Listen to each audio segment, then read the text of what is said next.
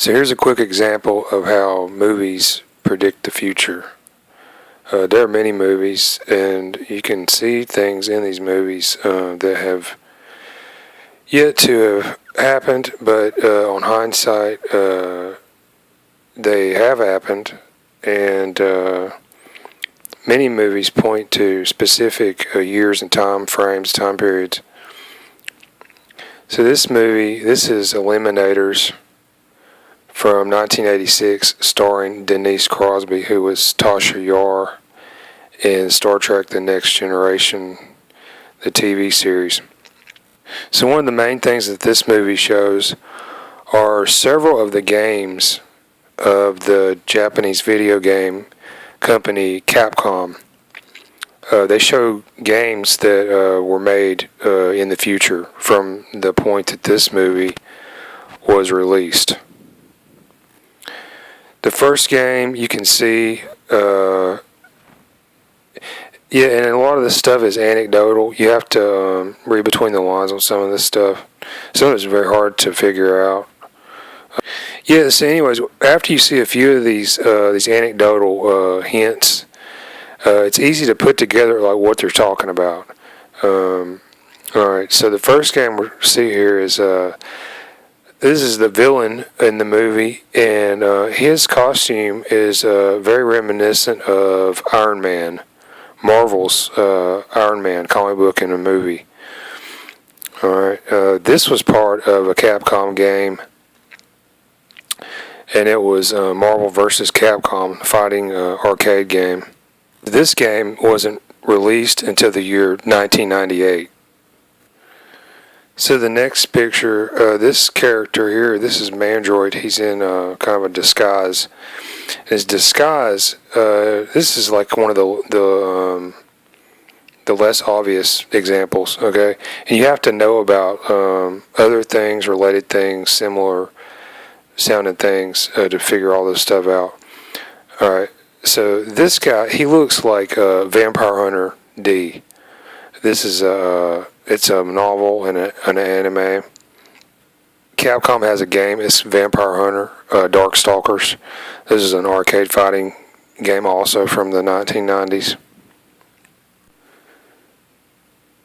Alright, so the next one, this is Megaman, Rockman.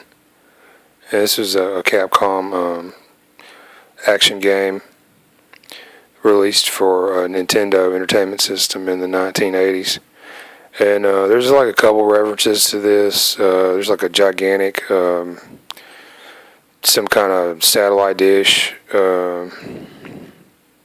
This was part of the Dr. Wily Castle in some of the Mega Man games. The hero in this movie, Mandroid, has an arm cannon, similar to Mega Man's cannon. So there are other more obscure references from the future in this movie. One of them, I believe, is Street Fighter being ported to Virtual Boy.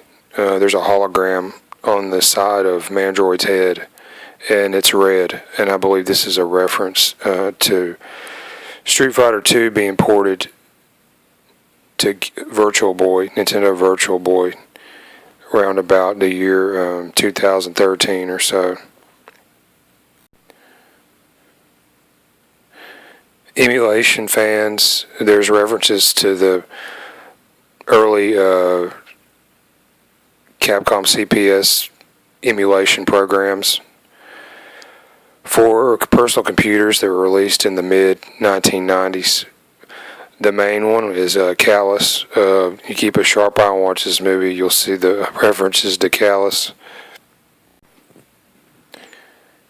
Another thing this movie seems to reference is some sort of collaboration with Mortal Kombat.